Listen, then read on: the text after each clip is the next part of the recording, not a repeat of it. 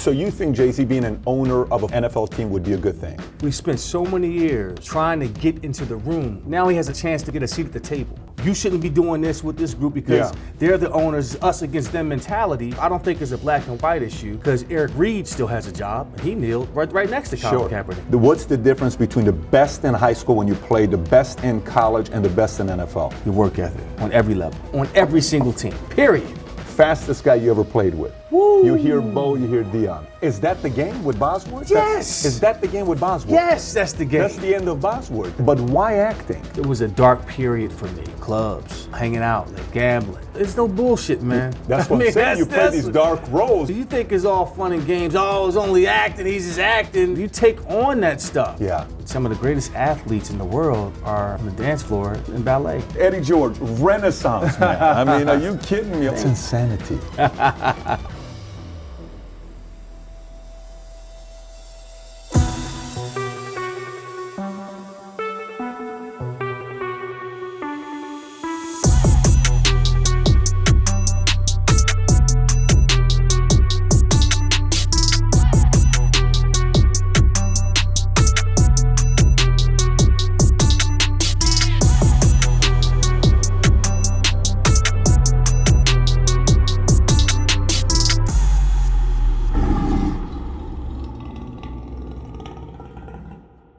So today I have an absolute stud of a guest. He's the 1995 Heisman Trophy winner, 1996 NFL Offensive Rookie of the Year, one of only 2 running backs ever to have 10,000 yards and never miss a start. The other name is the Hall of Famer Jim Brown. And on top of that, he got his MBA from Kellogg Business School, Northwestern University, and he's acting today. Just a interesting Renaissance man that's none other than Eddie George. Eddie, buddy, thanks for coming out, man. Truly. Man, thanks for having me. It's good to have you as a guest. Absolutely. Glad to be back in Dallas. Yeah, you know, I look at you, I'm like, I was a kid in high school watching you play at the Ohio State University, seeing you run through people, man. I appreciate it, man. Well, you're a big boy too, man. Did you play football? I did. I went in the military. I didn't play football. Well, for thank me, you for was your service. yes, anytime. Yes, I know you were also part of a military academy. Yes, sir.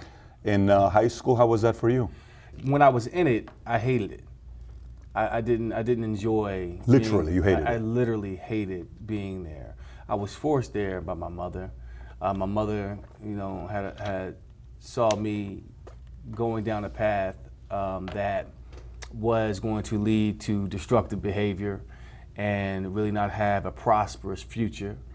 So, you know, my environment was not supporting the words coming out of my mouth or the dreams that I had in my head, my heart.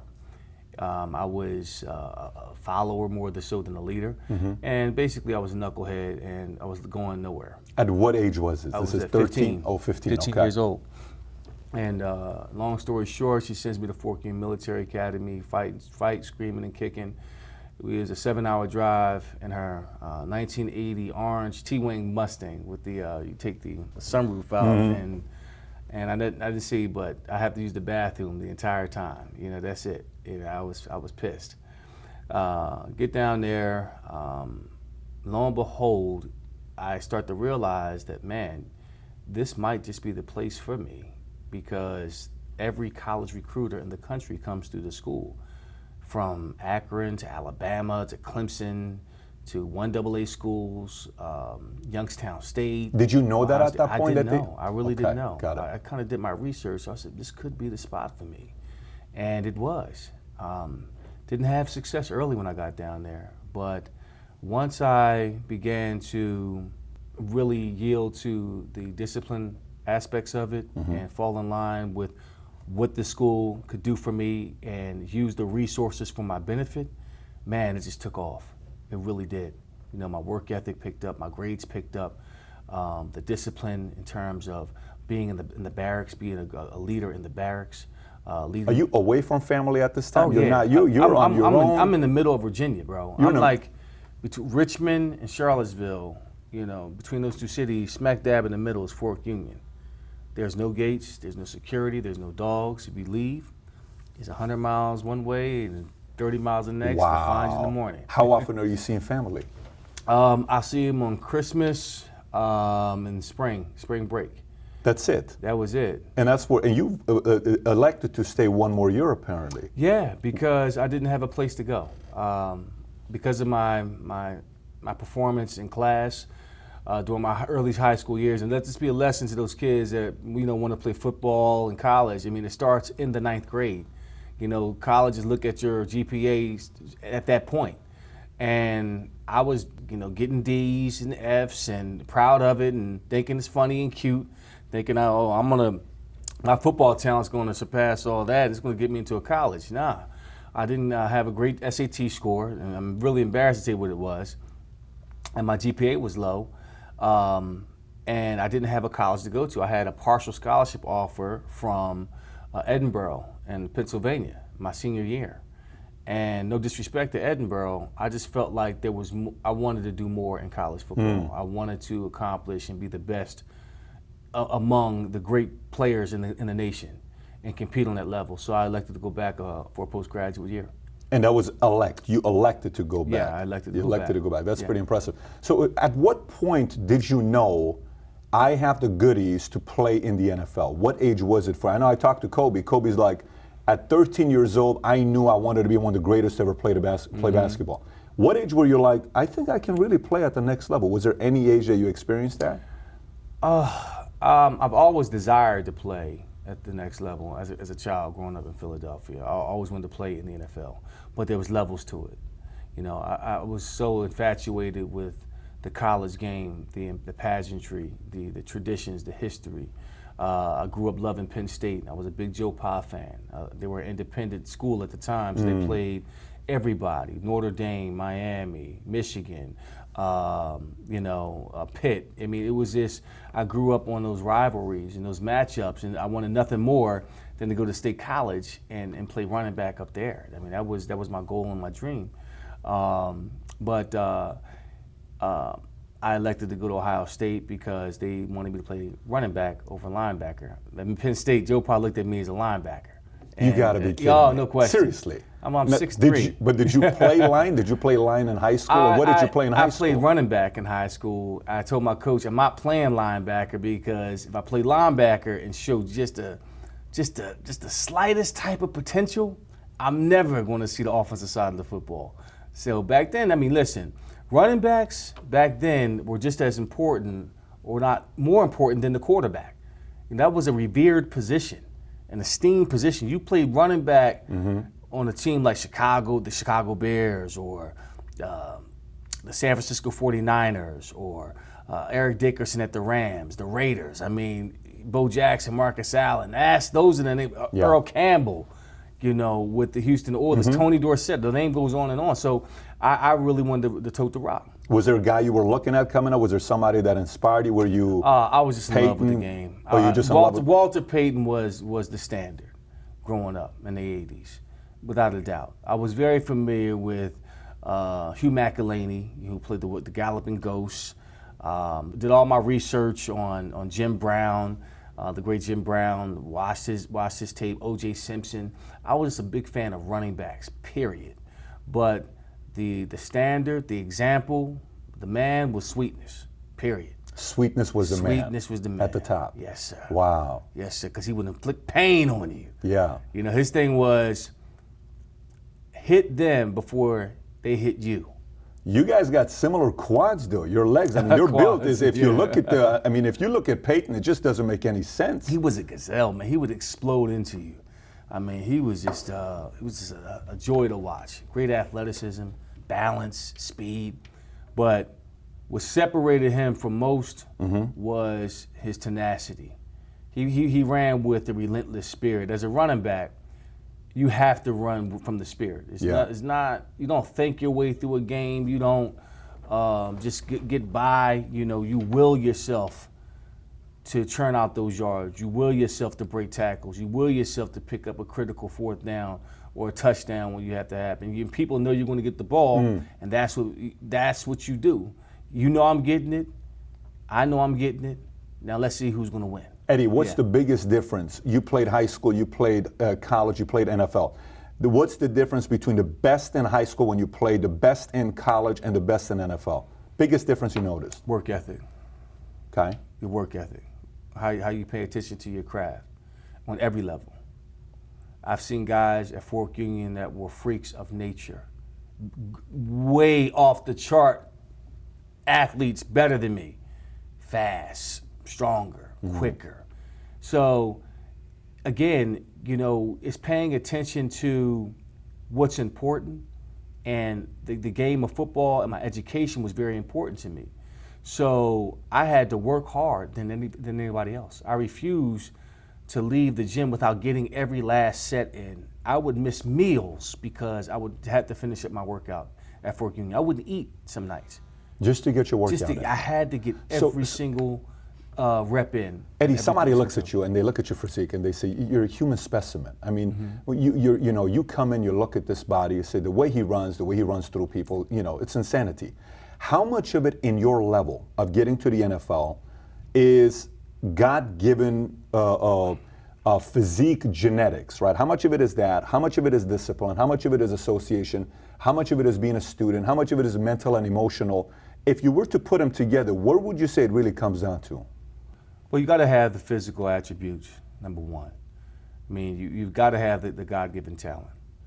What separates Hall of Famers from guys that are good, again, is the work that you put in.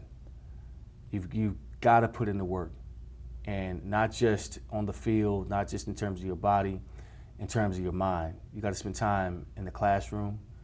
You got to spend time breaking down film. You got to understand, first of all, who you are, what the guys on your defense or offense are doing, and then understanding what the other team is doing, and understanding the coordinator as well that you're playing against, the defensive coordinator, and what his tendencies are. Who's defensive coordinator? The opponent's defensive coordinator? Yeah, the opponent's defensive coordinator. So you're studying the opponent's defensive coordinator? You know his personality. You know what he likes to do. You know if he likes to get aggressive when you go into the red zone. You know he can play a bend but don't break mentality, and you know then all of a sudden you cross that 20-yard line, all hell breaks loose because you're getting the blitz from every angle. Or you might get a guy like, Rex Ryan who's going to blitz no matter where you're on the field, or Greg Williams. So it's understanding all of that, and also taking care of your body and doing what others aren't willing to do.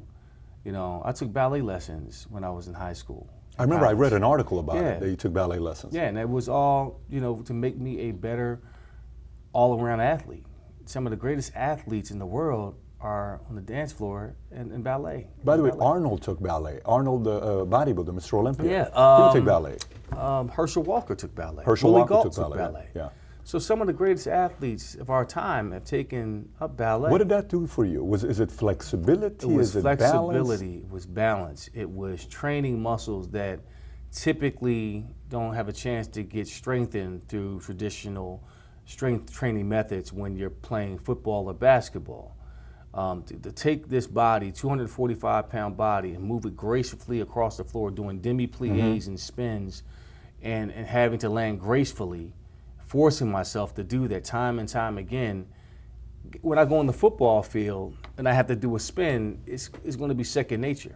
So it was cross-training for me. It's taking everything that I've applied, immersing myself to really understanding the craft of being, what would you call it? I don't know what I would call it for. I know ballerina for male. I don't know what it would be for male. For male ballerina. Yes. We'll just say that.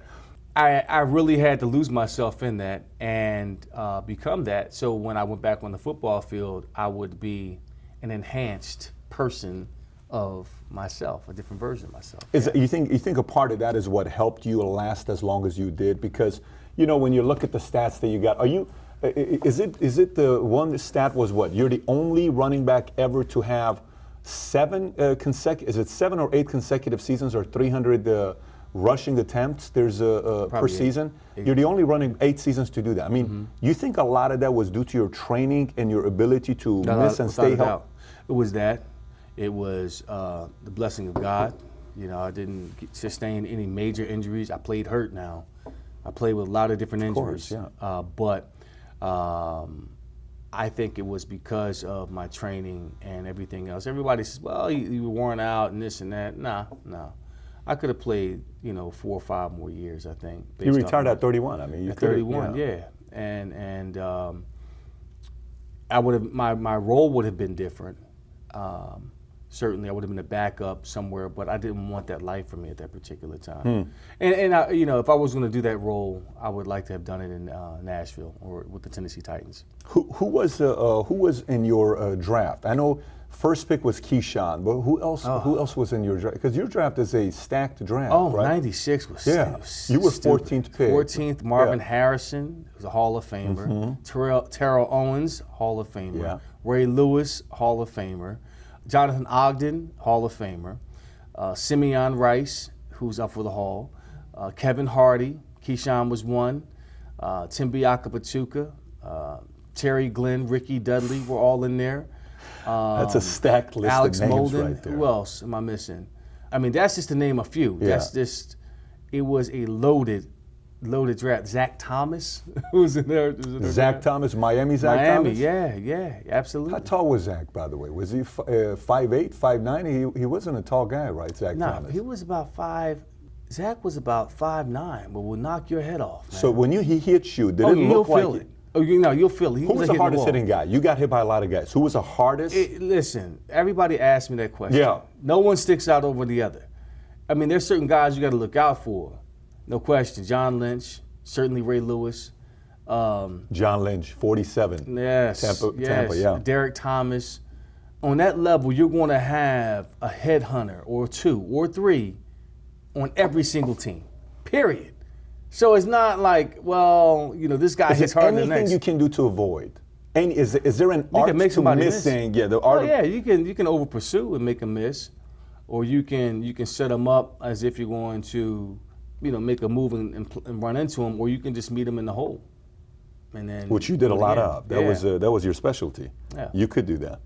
Yeah. Was there a running back? Who was the one running back? I remember he was 6'5", 240, 250. Warren, was it a Chris Warren? He played for Seattle. Chris Warren. Chris Warren. Yeah, Chris Warren. He was a big guy too. He was right? about 6'2". Yeah, Chris Warren was 6'2". He didn't last 6'3". a long time though. I don't know the numbers on him, but I think he's gotten some recognition for, I think, 4-time Pro Bowler. I think at one Chris point he was a bad beast. boy now. Yeah, Chris was. No, I give him credit. I remember he played him. at Virginia, right? He was Virginia, I believe. Yeah, so he was a guy that came in. I'm like, this guy's pretty exciting to watch. Yeah, at a time where you're like, there's not a lot of exciting things to watch with the team he was a part of. Fastest guy you ever played with.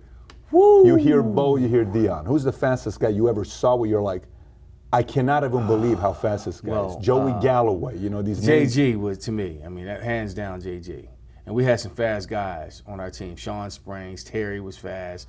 Our corners were exceptionally fast. You had guys you never heard of that could run.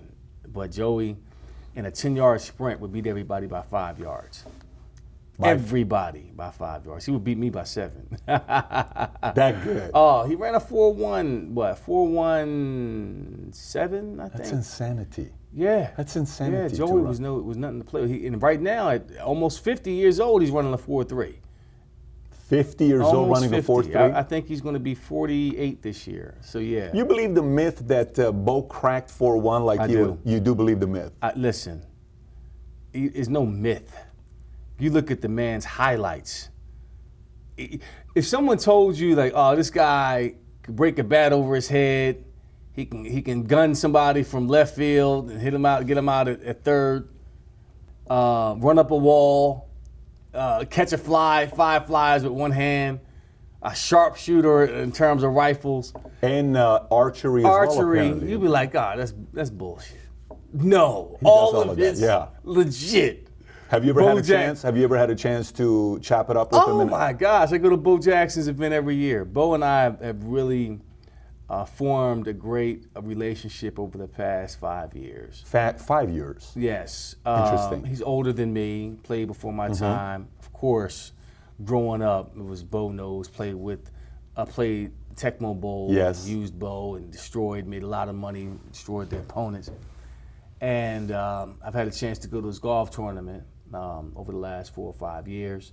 And he's come and done some stuff for me in Columbus, Ohio. And we just really have developed a wonderful relationship. Just hearing the stories and listening to his philosophy, just how he grew up You know. What's the most unique story you've ever heard about Bo? Or personal experience or a story you've heard where it's like insane? Yeah. There was a play called in Oakland. I don't know if it's the correct name for it, but it was called Bo Don't Need No Blocking. It's a play called Bo Don't Need No Blocking. Something along those lines, but he don't need no blocking. So they will overload the field right. They will pitch the ball. He'll take 2 steps to the right and counter back left and score. And whoever was on the edge, corner, defensive back, whomever had to deal with that. That's what he said. Wow. I don't need blocking. Think about that. That's insane. And to jump off a baseball diamond, to jump on the field on Monday Night Football, and to annihilate the Seattle Seahawks on national television, run that 90-yard touchdown, fresh off the baseball diamond, to be in football shape, to do that. Is that the game with Bosworth? Yes. Is that the game with Bosworth? Yes, that's the game. That's the end of Bosworth. Man, it was the start of the downfall of that. But I tell you what, Bo Jack, man, is, between him and Deion, probably, that's a tough one. It's prime. Prime's no joke. You know, in the NBA, you play the game of draft, and you pick a player, and I pick a player, and hey, you got first pick, I'll pick MJ. I got second, I'll take LeBron or Shaq or whoever. If you're putting a team together, you got a draft. Who was your first draft pick, actually? Who do you pick? All time. Pick somebody. Who are you building around as number one? All time. Running back or just player? You got to pick. You got to pick. Who do you pick? Man, that's a tough one. I got to go with a quarterback.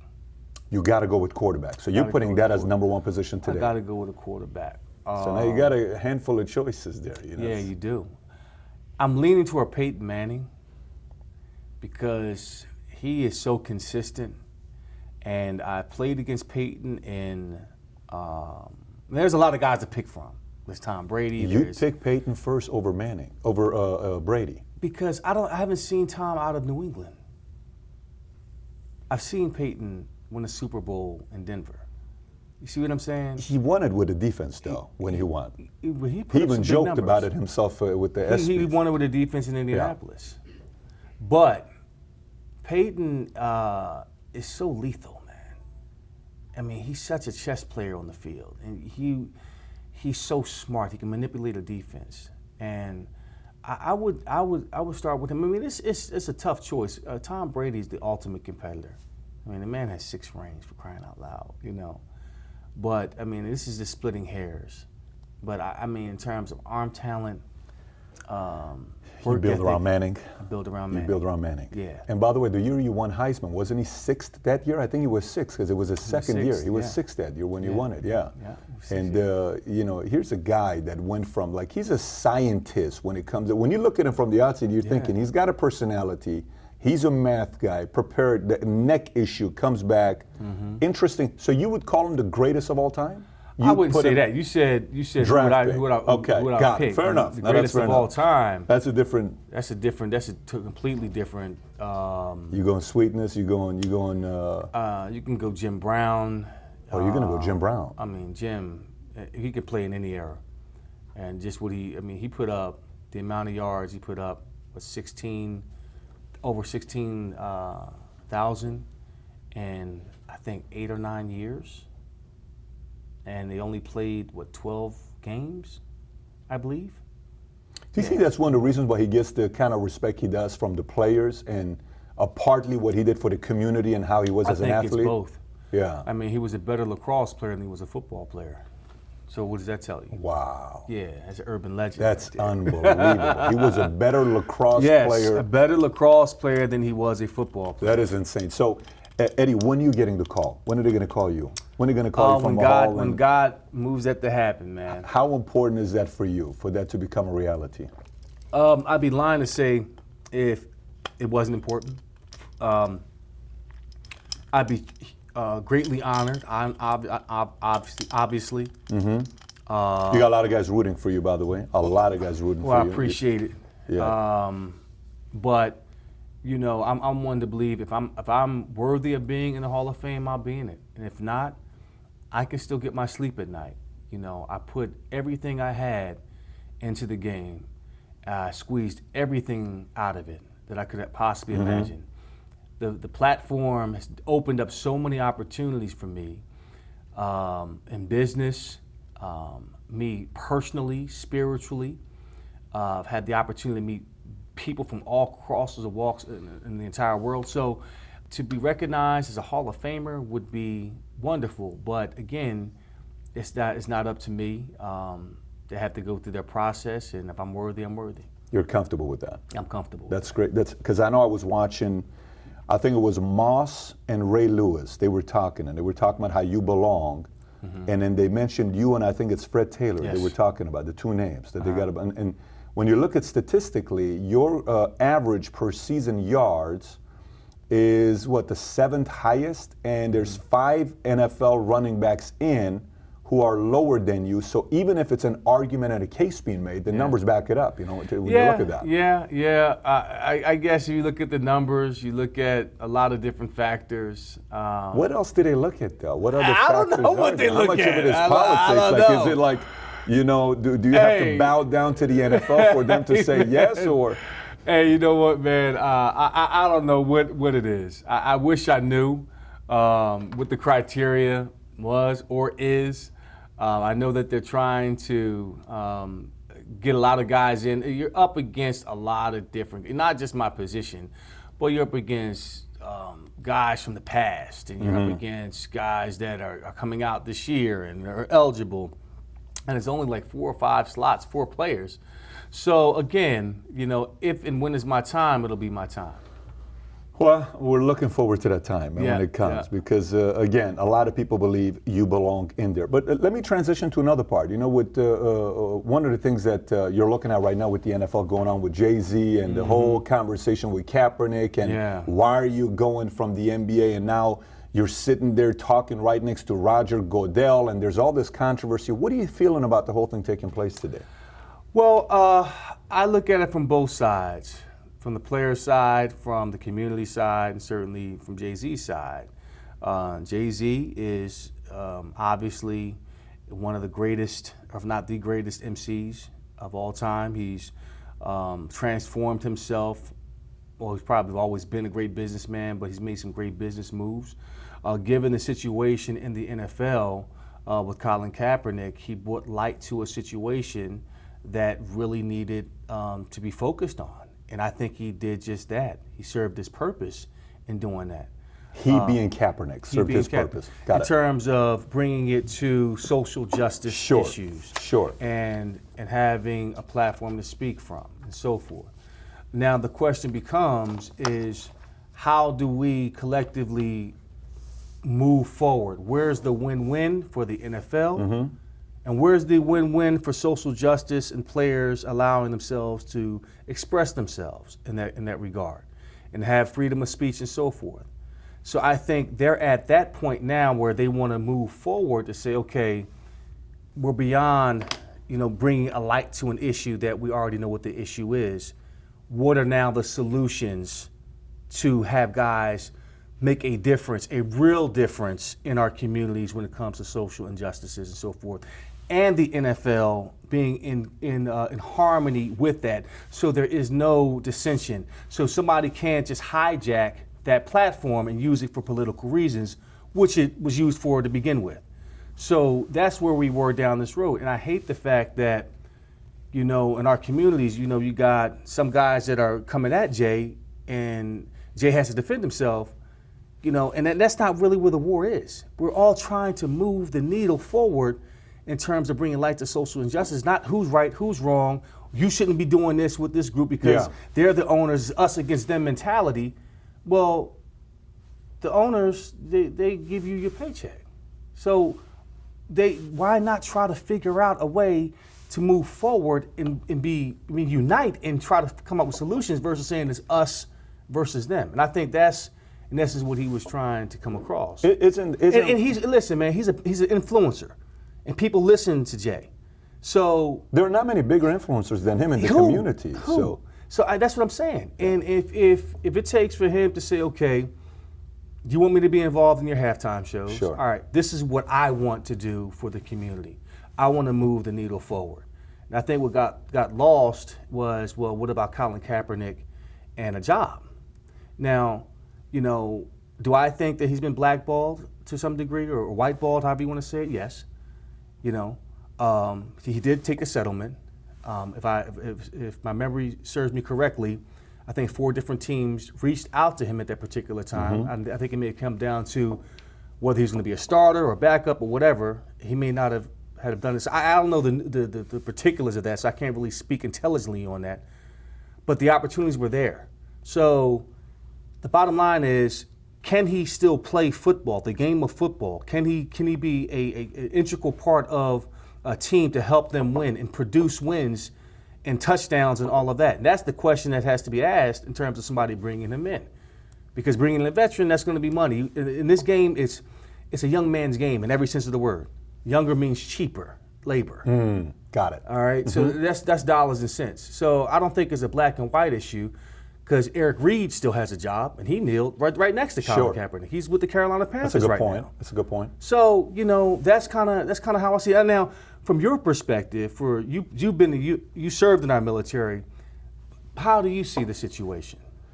I think from the standpoint of what Colin was trying to do, NFL has always been a big pro-military organization. They just have been. It's almost like a sponsorship. This is what we represent. This is what we support.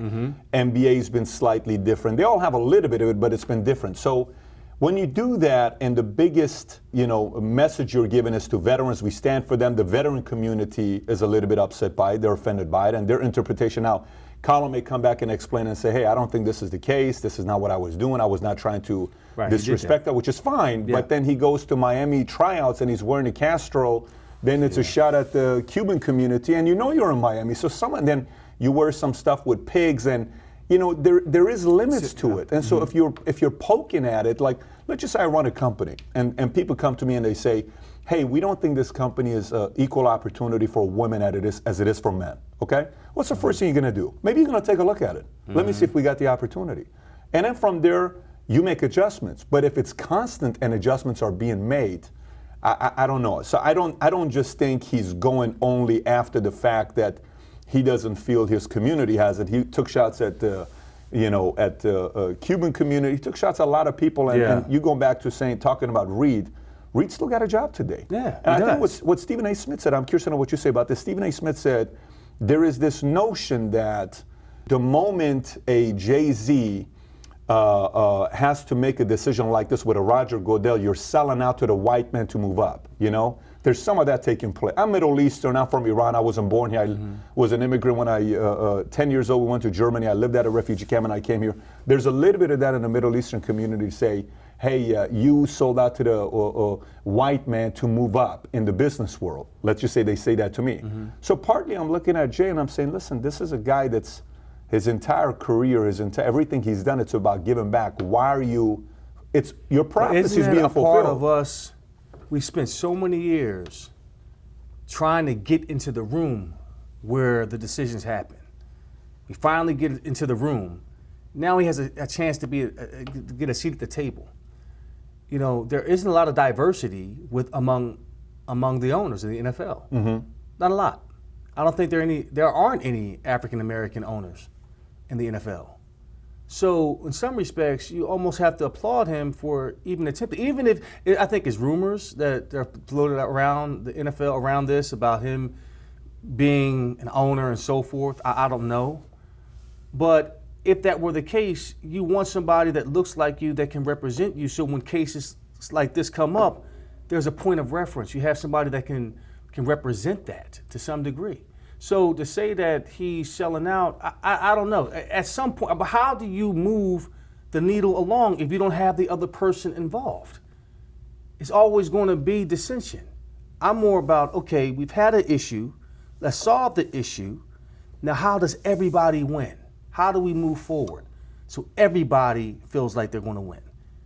So that's where I'm the notion of. Do you see something on how this needs to happen for everybody to feel like there's a compromise, there's a collaboration where it worked for everybody in the party. Well, you're not going to satisfy everybody. You're not going to. You're not going to. That's what I'm saying. It's just not going to happen. Yeah. But I think in terms of understanding that the NFL is not going anywhere. It's not. They're not going to shut the NFL down. It's next man up. And you saw the Cowboys, the valuation just showed up, 5.5. So it's not like it's going down. In the world. It's not going nowhere. So what are you going to do? Continue to fight that? Or say, okay, we want our voices to be heard. We want our issues to be heard. How do we do it that's in concert with everybody else here? Listen, we brought light to the issue in one respect. Now, how do we move forward from that? Or do we continue to still fight and continue to boycott the NFL, not watch games? That had zero effect on the NFL. From some friends that said they don't watch the NFL because of this or that, to each his own, but it had zero effect on their bottom line. In fact, it increased. Yeah, with streaming and now with gambling, and there's different revenue streams that are being created. It's the number one American sport. Right. So I don't know. I mean, again, I feel like there's a wonderful, wonderful opportunity to really find a platform and create a platform where everybody wins, and that's where I stand. Yeah, it's gonna. So you think Jay-Z being an owner of a football team, NFL team, would be a good thing? I don't see why it wouldn't. Okay.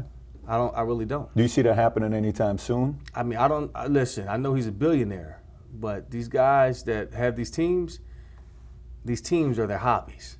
their core business is energy. It's private equity. No doubt about it. Yeah. But like a Magic, Magic doesn't own 50% of the Dodgers. Right. He's kind of the you go there. Chips. He's got some chips in there, but he's going out there with partner up some with points them. In it. Yeah. So I see Jay-Z being able to do something like that, and it'd be interesting. He's already doing some stuff on the other side. Yeah, he did. He was with the Brooklyn Nets for a while. Now he's really befriended a craft. I only could see it from a distance. I don't know it intimately in terms of doing things together. So. It's about coming together and pushing it forward. It'll be interesting to see where this goes. One of the things I like about Stephen A. is he will make the case for both sides, even if he disagrees with the side. He'll make the case. Agree. So I like totally that agree. There's a voice like him out there to keep pushing everybody. I think he's good for. But we're all in the same boat. We're all trying to get progress. To the finish line, but we're doing it different ways. Exactly. There is no right or wrong way. Right. Exactly. So as long as people are seeing the progress taking place, it's good. One of the things I'm curious to ask you is Kenny Smith. I don't know if you're Kenny Smith, NBA. One time the Miami Heat is playing against Indiana Pacers. Okay. The Pacers are up a point, and Coach Vogel takes out the center at the time, Hibbert. If you remember Hibbert, tall 7'2", 7'3", 7'4" guy. Yep. He takes him out, and everybody's saying, wait a minute, what are you doing here taking him out? He's been playing good defense against LeBron. He takes him out. They pass the ball to LeBron, free throw. He turns around, goes, makes a layup with his left hand. They win the game. The game ends, okay? Kenny Smith says the following. I think you kind of know where I'm going with this. Kenny Smith asks a question. He asks this question. He says, so everybody's like, well, I hope they come back next year, and I feel good about Indiana because of the direction they're going with Paul George, and these guys are kind of coming together, et cetera, et cetera. And Kenny said, I don't know if I agree. I don't know if I agree. He says, what do you mean? He says, look, when Jordan retired, there was a 2-year window to win a title, and we pulled it off. And Chuck didn't. Obviously, those 2 years, Houston took it, and he was part of the team, and Chuck wasn't. He says, I don't know if the NBA plays like that right now. When you get your chance, you got to do it. So let me go back. You know where I'm going with this. Your Super Bowl, okay? You guys make the comeback. McNair is doing his part. Good second half. You're there. I think you're on the 10-yard line, 9-yard line. I don't know exactly where it was. You're on the 10-yard line. And you played a hell of a game. I think you got 28 carries, if I'm correct, 95 yards. You got 2 touchdowns. You got 35 yards receiving, 0 fumbles. You're having a good game, okay? On the other side, Warner's throwing another 400-yard game in a Super Bowl. He's the only guy that's thrown 3 400-yard games in Super Bowl. Some insane stats. So then that play takes place. They call it the longest yard, right? Okay. Similar thing happened with, with Marshawn Lynch, with Seattle was going up against New England, I believe. Yeah. But they were 2-yard line. You were on the 10-yard line. Looking back, do you ever, everybody experiences loss. Some of us is business, some of us is marriage, some of us is health, some of us is a mistake cost the life of somebody, a mistake somebody got into. Everybody has something that they look at. None of us are free of it. It happens to be yours was a little bit more public than everybody else, and the ball wasn't even in your hands, and Dyson still got 9 yards on it. Do you ever look at that and say, what if we ran a different play? Do you ever process it that way for yourself? No. You don't? At all, no. Oh, got it. Now, let me ask you, when you look at when Seattle went against New England, do you ever look at it and say, that was 2 yards. Why don't you give the ball to Marshawn Lynch?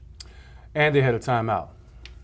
Yeah, and they couldn't stop him. And it wasn't 7 points. You guys were 7 points that you were behind. I think yours was 23 to... We would have tied the game, had an opportunity to tie the game with an extra point made.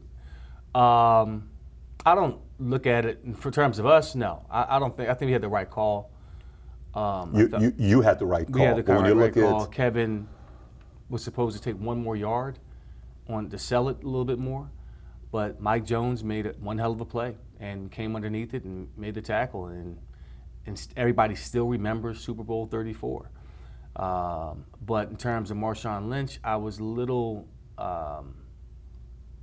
perplexed by that call, given that, okay, on the field, it says, yes, we should have thrown the football because they had the numbers in the box, and they had single coverage. They had exactly what they were looking for.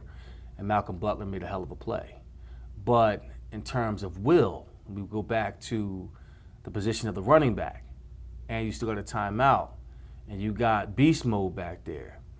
I'm going to put my money on beast mode at the 1 yard line with all the chips on the line to get me my winning touchdown to solidify my second Super Bowl win. That's what I'm going to put my money on. You know, I believe his will to win will get me that win versus saying, okay, the numbers suggest that we should go to the passing game based off of what we see out of this defensive look. So that's what I would have done. But, you know, that's why I'm at home, not coaching. How does it, for like, game is over, you go to the locker room, Jeff, what is he telling you guys? In that moment, what did he say to you guys? You can't say much.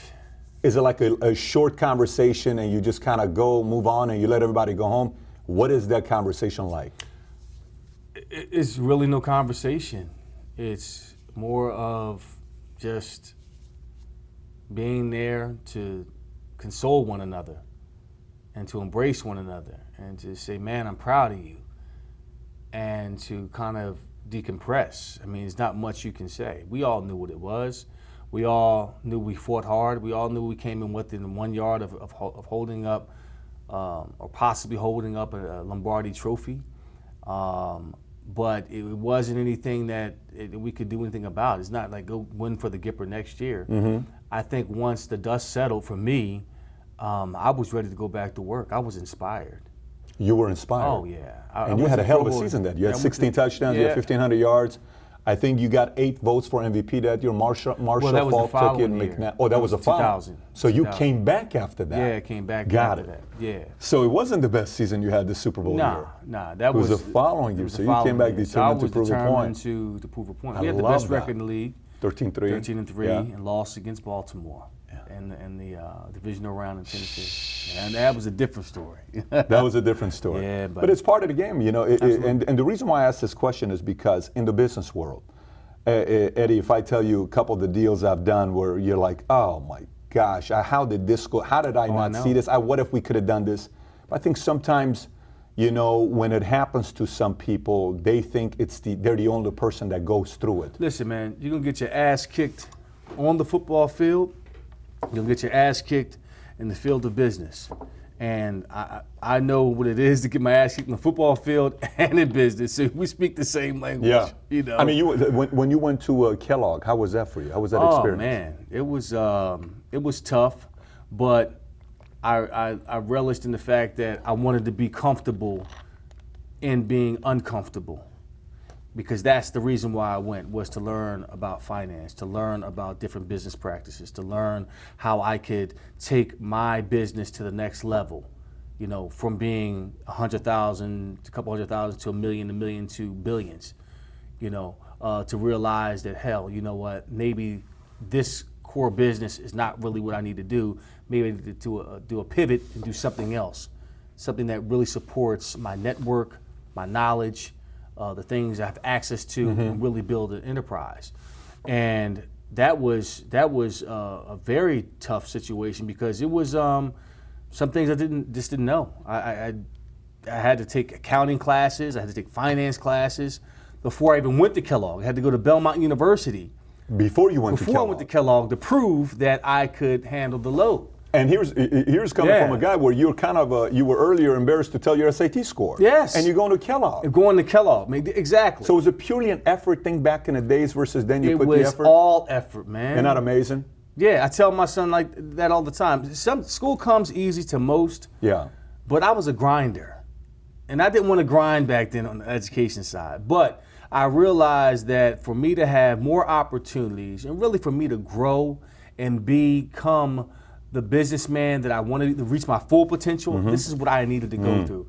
Some people are different. Hove his MBA was in the streets. His MBA was in rap, in the rap game, and records and all of that. And that's how he became the billionaire that he is. My road is a little different.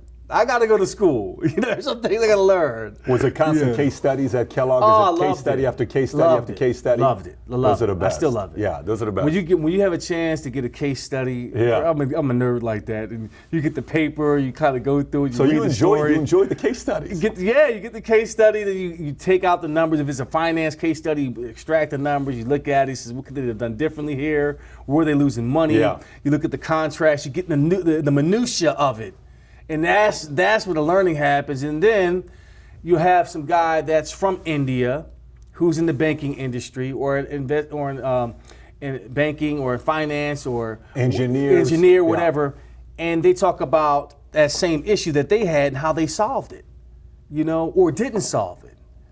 And it's like, wow, this is really good stuff. And then the real part of the education is afterwards, when you go out into the hallways and you eat together and you're talking, you build relationships and you create synergies. You're talking about ideas and you're putting projects together. So that to me was a priceless experience that I paid for out of my pocket. That's very, and how old were you when you went to that? I was 34, 35. This is so you're going to acting school and you're going to Kellogg. Oh yeah, I was doing the simultaneous. Listen, man, my story's crazy. So you're nonstop. This was both.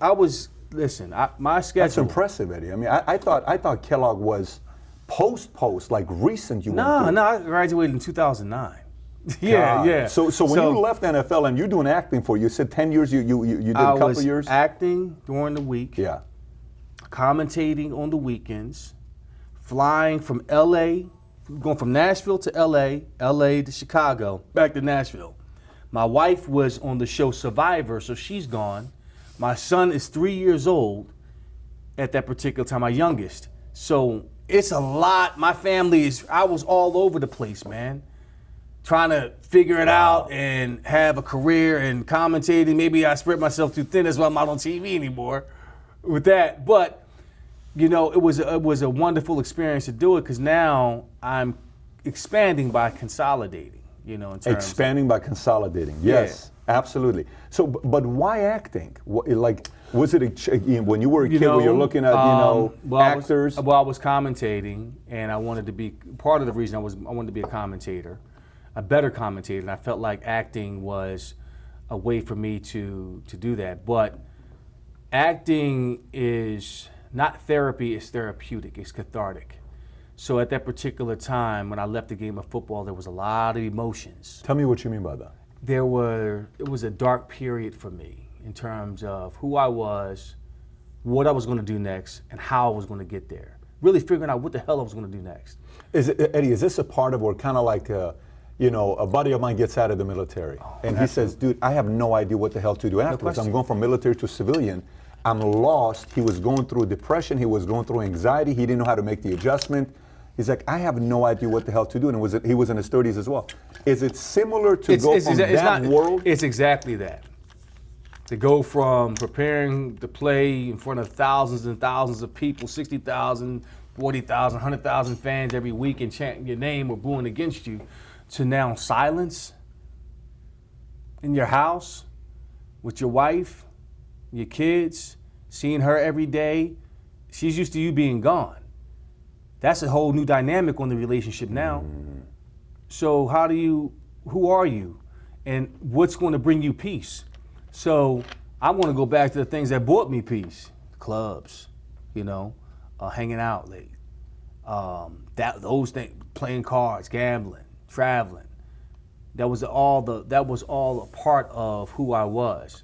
So long story short, I had to really seek out, I went to counseling for that, to help me say, okay, I need some help here. What's going on? How do I address this? There's no book written on it. There's no resources really about it up at that particular time in 2005. Now the NFL has like people you can call on and counseling sessions that you can go to, which is phenomenal. And I recommend that for anybody coming out of professional sports, to say, okay, this is what I have. This is what I've done. What do I do with this next? I have money. I have some notoriety. But where's my passion at now? Where's my next playing field? Is it in business? Is it in commentating? Is it in my philanthropic efforts? Where is it? So I had to go through all that, and I continue to go through that. I continue to go to counseling. I continue to seek therapy. How long was that? How long? Oh, it's never ending. It's not 5 sessions and I'm good. I check in every so often.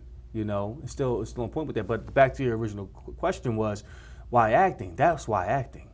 Because I was able to take a lot of those feelings that I talked about. Got it. And filter that through the voice of a character. Filter that out through my writing. And the process of acting is telling the truth in imaginary circumstances. It's stripping away all the bullshit, all the personalities of the football player, the celebrity, the athlete, the superstar, the dad, and get to the core of who I am. And be able to say, okay, here's a part. Let me tell the truth through this part and bring healing and light in that regard. So I'm taking what I had and using it for good so it doesn't destroy me. Who were your teachers, by the way, when you were going through it? It was Anna Maria Franzella, who, God bless her soul, is no longer with us. She died about 2 years ago. Jeff Obafemi Carr. Currently working with a guy named Robert Kiefer and Stella Reed in Nashville, Tennessee, as my acting coaches, voice coaches. I'm doing it, all of it, because again, the whole idea and the exercises of acting is just telling stories. It's telling your story and being a great communicator in that. So it doesn't matter what form it is. It can be a podcast. I can be on the boards of a stage. I can be in front of a camera. I can, be on a desk at ESPN commentating. It supports all of that. It's the training of it. So you can get to the core of your truth and tell that in an honest way, not filter it or act it out or premeditate certain situations. Be really honest in the moment and be in the moment. Was there any advice that you got? Your acting is reacting, all this stuff that you hear about, and there's try to say, I love you in 50 different ways. I love you, I love you, I love you. All these other, is there anything that stuck with you in acting where it was like, these 3 advice that I got was the best thing I heard from somebody? Anything that stays with you? 3 words: tell the truth. If you can find the truth in the material of the character and be honest with the truth of that within yourself, just tell the truth. Inflection, voice inflection, pitch, pace, the powerful pause, voice, all of that supports the truth. If you get into technique, then you're a technician.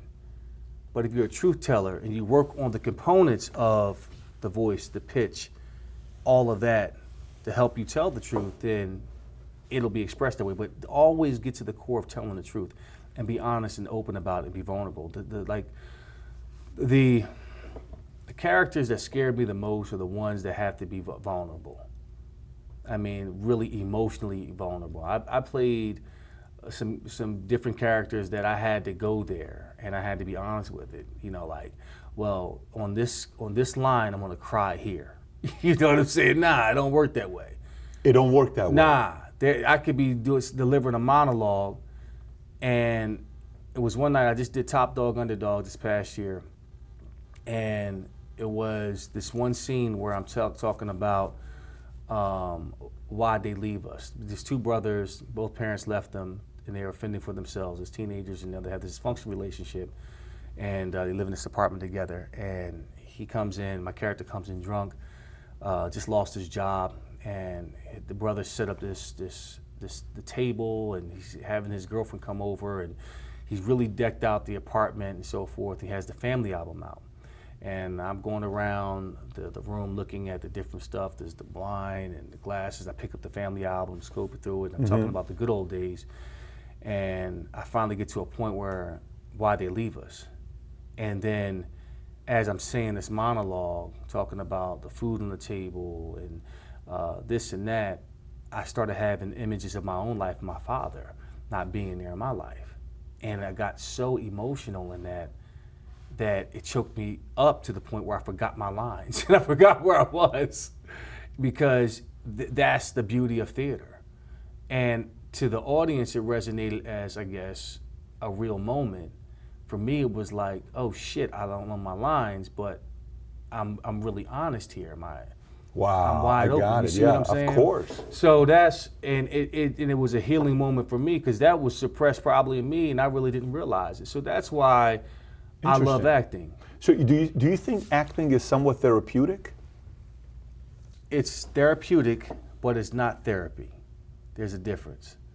I think it allows you to rid yourself of potentially things that can be toxic to you in terms of your thinking, emotions, experiences, traumatic experiences that are packed down and that can affect you at any point in time. It can come up in your physical life, it can come up in your emotional life, it can affect your spiritual life, it can really affect the way you think, the way you hope, your faith, and all of that. So, I seek to be clear on a lot of levels, and it's not about going to 1 or 2 lessons or 5 lessons and 12 steps. This is a lifelong journey. You know what I mean? That's interesting. Yeah. Very cool. I'm a movie guy, and I love watching, guys acting, how they get into their part. Like, oh my gosh, I was sick. Yeah. For you, is there anybody that's an aspiration? Somebody you look up to and say, this guy's acting is incredible? Oh, there's several. Viola Davis. Denzel's Denzel. He's just a beast. But Viola Davis brings just this powerful, this quiet character where she is acting without talking. In her body language, in her face, what she does with her hands, it's just so brilliant and moving, and such a joy to watch it unfold live. Samuel L. Jackson, I'm looking at a master class on him. When I'm not acting on stage, I'm studying. What did you take away from it? I mean, I didn't take the class, but what did you take away from it? Well, the process. He talks about character. He talks about backstory, the importance of doing your homework, knowing who the character is, where he's coming from, what he wants, how he's going to get it, and what he's going to do when he gets it. He talks about the physicality of different characters. So you have a broken leg, or you have a deficiency. How do you feel about that deficiency? Or how else, if you're handicapped, how else are you strong? Where are you strong at mentally? Rich III, to me, I had an opportunity to do a reading of that. That's a role that I want to play, because he's twisted in his mind. He can't do anything physically, but in terms of being a mastermind. But Richard is just a wonderful character I would love to explore, because on the surface it appears that he's evil, but underneath all that evil there is a purpose. There's a reason why he thinks and is justified why he's doing what he's doing, and there's a human being that you can fall in love with. So that's the challenge that I see with Richard. But with all of that, he just talks about the importance of going to your backstory and writing out that backstory, even if one is not provided for you. Yeah. I mean, this guy right here, Heath Ledger, man. I mean, he's one of the greats, man. Oh my gosh. God bless his soul. Do you remember what Jack Nicholson told him, that he said the advice he gave, never play Joker, because that part completely messes with your mind the deeper you get into it? Did you ever hear about that story? I heard about that. Yeah. It's no bullshit, man. That's what I'm saying. You play these dark roles, you know, you got to really... Listen, man, you think it's all fun and games. Oh, it's only acting, he's just acting. Nah, I mean, the real dudes like him, Ledger, and you take on that stuff. Yeah. And, you know, the power is in the tongue. What you speak will come to life, whether it's good or bad. That's the part about taking some of these Exactly. roles. So you have to have a process. Like, okay, if I'm doing this, I need to be protected spiritually, emotionally, physically. It needs to be a process. Okay, once I come out of this role, what is going to be now my process to get up out of this role in a healthy way? Not through to come out of this role. To come out of that. Right. To come out of that consciousness, that thought process. Isn't it the, acting where some stay, like Daniel Day-Lewis, he doesn't come out. Jared Leto, he stays. Yeah. And they stay in, and then some go in and come out. To me, there's no written book on it. It's your process, and what's healthy for you. There are times when I've done plays where I'm dreaming about the words, because I'm so immersed in it.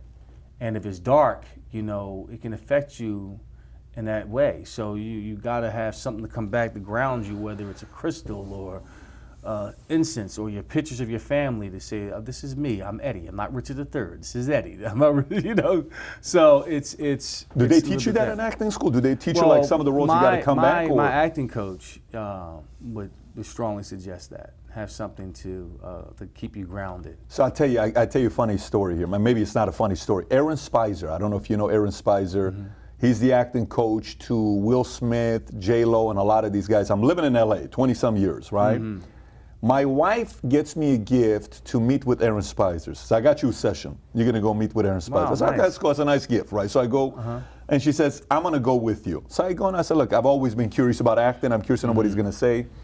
And he asked me this question. He says, you sure you want to possibly pursue acting? I said, I'm just curious. I want to learn more about it. I've always, as a kid, I would do videos and we would act and do all this stuff. He said, how well do you do with downtime? I said, what do you mean by that? He says, he looks at my wife, he says, how well does he do with downtime? He says, not good. He's terrible with downtime. He says, it may not be for you. I said, tell me more. He says, because in that world, there's a lot of downtime. It's different if you're paying to fund the movies, but the downtime part of it, to keep your sanity together, you lose it. So if you can't control downtime, you may not want to pursue this career as an actor. How do you handle downtime for yourself now that you don't have? When you're NFL, you're 8-9 months out of the year, you're training, you're all this stuff. How are you handling downtime?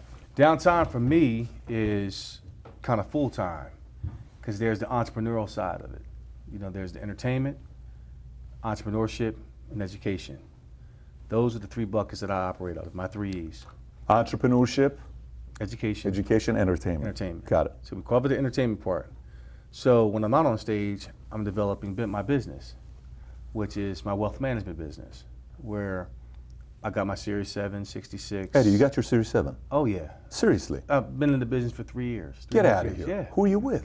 The First Financial Equity Corp. That's my broker-dealer. I'm doing business as the Edward George Wealth Management Group. Very familiar with them. I start off with Morgan Stanley Dean Witter, no, day before 9/11. Edward Jones, not Edward Jones, Edward George. That's my name. Edward George. I thought you said Edward Jones. Yeah, Edward George Wealth Management Group. I like that. Yeah. Okay. So, so you're 766. Health, life. Yep. Fully licensed, and been doing it for going on 3.5 years now. Who do you target? Is it a lot of NFL players, or is it everybody? No, I'm wide open. I'm doing corporations. high net worth individuals. Eyelets, are you doing eyelets? You know, individual living trust, where you're setting up with the policies, the insurance policies? We can do insurance policies and so forth. But mainly just doing the equity side of it. How'd you get into that? What made you want to go into that? Well, after. By the way, does anybody know? Is this a pretty public info or no? I would think I have a website and everything. But are you promoting it that you're doing wealth management or not? Yeah, I have. Yeah. So I mean, I've been doing it simultaneously with my acting. When I'm not on stage, I was studying for my Series 7. How are you prospecting for clients? What's your approach? Well, especially somebody with your level. You know, your Eddie George, NFL, football. My approach is through the education piece. My approach, I've been teaching at Ohio State the business of professional sports over the last 5 years. And it's talking about my experiences using my network of people from agents, financial advisors that make up the business. And we talk about the makeup of the business so kids will understand what life is like as an NFL player or NBA player. That what you see on television as $100 million is really not $100 million. And we break it down through case study method. Okay. Got it. And you're doing this with collegiate athletes? Doing it with students. It's just not just collegiate athletes. I've done it with a school this past year, just the athletes, but mainly that's how I want to be able to educate to build my credibility within that industry. I already have some clients that I'm working with, but I'm not just targeting athletes. I'm targeting any individual that needs help in that area. You know, I'm more about the relationship of what can I do for you? How can I be of service to you? Because I'm not going to get everybody. Are you teaming up with somebody? Or I'm not. It's not just me. Got it. Okay, so I'm not sitting at a desk trading all day. I got it. Let's be clear. So you bring it in, somebody writes it a split, maybe you control the money under management. So there's a team that you got. There's a team. I have two other partners that I work with. So let me clarify that. So it's just not me, saying, oh, let me be a financial advisor today. No, it's very thoughtful and thought out. I've teamed up with my personal financial advisor for well over 20 years, Mr. Greg Eastman, based out of no better way of doing it. If you know somebody 20 years, you trust them. That's a good partner. And that's a great partner for me. So it gives me the flexibility to do when I'm the right projects on stage or in film, and I can carry my business everywhere with me where I go. My laptop. It's just so impressive, Eddie.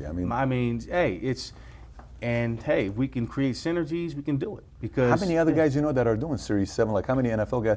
I know Antoine Walker and I sat down and he was doing a partnership with Morgan Stanley Dean Woodard to go talk to the athletes to help them out because, the whole $110 million that he lost and he's talking about it openly. So he has a different approach, but he's not going out there. My thing is, I just didn't want to be a face of anything.